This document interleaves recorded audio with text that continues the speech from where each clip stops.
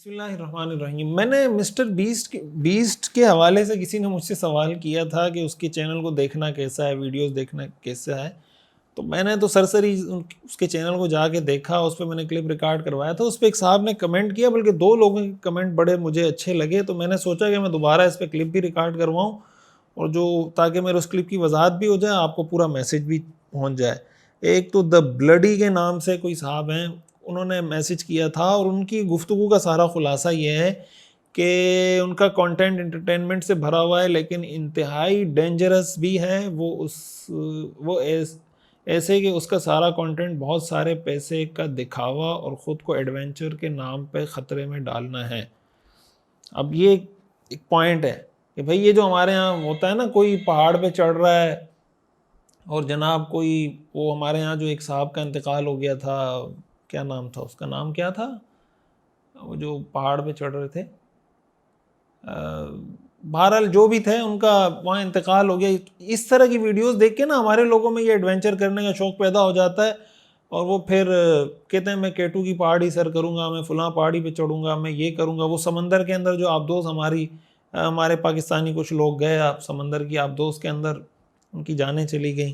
اس طرح کے ایڈونچر کر کے اپنی زندگی کو خطرے میں ڈالنا, اس کے پیچھے بھی بنیادی طور پر یہ ویڈیوز ہوتی ہیں کہ وہ ایڈونچر دیکھ رہے ہوتے ہیں, ان کو بھی شوق پیدا ہوتا ہے. بڑے بڑے بنگلے, بڑی بڑی گاڑیاں, لائف اسٹائل جب وہ دیکھتے ہیں عیاشی والا, تو ان کے دل میں بھی ظاہر ہے کہ انسانی فطرت ہے, وہ بھی چاہتا ہے کہ میرا بھی ایسا بنگلہ ہو, ایسی گاڑی ہو. تو یہ جو ایک لاشعوری طور پر انسان کے اندر اور یہ جو اس طرح کے احساسات ہیں, ظاہر یہ حرص ہے, حب جاہ حب مال اس کا خلاصہ ہے, جو شریعت میں بڑا واضح اس کو ڈیفائن کیا گیا بڑے واضح طریقے سے.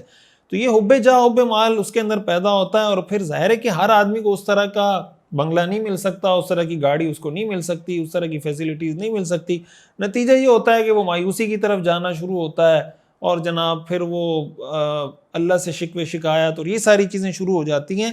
تو یہ ایک بڑا نقصان ہوتا ہے اس طرح کی ویڈیوز دیکھنے کا. اس لیے اس طرح کا کنٹینٹ کبھی ہے کہ آدمی کبھی کوئی دیکھ لیا, کوئی اس طرح کی کوئی ایکٹیویٹیز آپ کو لگتا ہے کہ یار اس سے دیکھنے سے مجھے کوئی فائدہ ہوگا, کوئی خاص کوئی کلپ دیکھ لیا تب تو سمجھ میں آتا ہے. لیکن مستقل سبسکرائب کر کے اس طرح کی چیزوں کو دیکھتے رہنا یہ بالکل بھی ریکمینڈیبل بھی نہیں ہے, اور پھر اس کے اندر اگر کوئی ناجائز چیزیں آ رہی ہیں وہ تو جائز بھی نہیں ہوگا.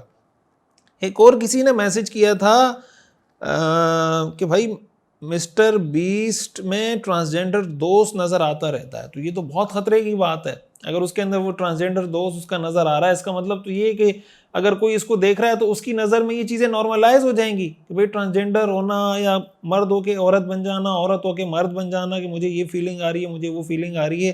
اور آپ دیکھیں ہمارے معاشرے میں جو اس طرح کی چیزیں آ رہی ہیں, اس کے پیچھے یہ چیزیں لاشعوری طور پر کار فرما ہوتی ہیں, وہی نارمل ہو جاتی ہیں. کسی بھی چیز کو نارملائز کرنے کا بھی یہ طریقہ ہوتا ہے. اس لیے یہ جو چیزیں ہیں نا, اس کو ایوائڈ کریں. میں یہ نہیں کہہ رہا کہ مطلقاً علی الاطلاق اس کو دیکھنا ناجائز ہے, لیکن اس طرح کے چینلز کو مستقل سبسکرائب کر کے نہ رکھیں. یعنی یہ ایک فارمولہ تو ذہن میں رکھیں, سبسکرائب بالکل نہ کریں. کبھی کسی خاص موضوع پہ آپ سرچ کر رہے ہیں کہ خاص چیز آپ نے دیکھنی ہے, انٹارکٹی کا دیکھنا ہے کہ بھئی وہاں پہ کیا ہوتا ہے کوئی, تو آپ کو اگر اس کی ویڈیو میں ملتا ہے کہ بھئی انٹارکٹیکا میں یہ ہوتا ہے تو جا کے دیکھ لیں ایک دفعہ. لیکن بچوں کو سبسکرائب کر کے دینا کہ وہ دیکھتے رہیں اور اس میں لگے رہیں, یہ طریقہ کار ٹھیک نہیں ہے. اس سے اپنے آپ کو بچانا چاہیے. اور یہ جو ہمارے انٹرٹینمنٹ کا اتنا رواج چل پڑا ہے نا کہ بس ہر چیز میں انٹرٹینمنٹ چاہیے, بیان میں بھی, خطبے میں بھی, گھر میں بھی, موبائل میں بھی, ہر چیز میں انٹرٹینمنٹ چاہیے. یہ کوئی اچھا طریقہ نہیں ہے بھائی. ہر چیز آپ کو تفریح میں چاہیے, آپ کو بیان بھی سننا ہے اس کے لیے بھی آپ کو تفریح چاہیے, مسئلہ سننا ہے اس میں بھی تفریح چاہیے, لطیفے چاہیے. یہ زندگی کیا اس طرح تفریح میں گزارنی ہے؟ ہمیں قرآن, حدیث, سیرت, سنت سے یہ ساری چیزیں سیکھنے کو ملتی ہیں کہ بس ہنستے رہیں, تفریح کرتے رہیں. میں یہ نہیں کہہ رہا کہ کوئی لطیفہ سنانا ناجائز ہے, انٹرٹینمنٹ ناجائز ہے, لیکن ہر چیز میں تو اگر انٹرٹینمنٹ کریں گے تو وہ کیسے جائز ہو جائے گا؟ کل آپ کہیں گے کہ بھائی نماز میں بھی ہمیں انٹرٹینمنٹ چاہیے, ہمیں حج میں بھی چاہیے, ہمیں فلاں میں بھی چاہیے.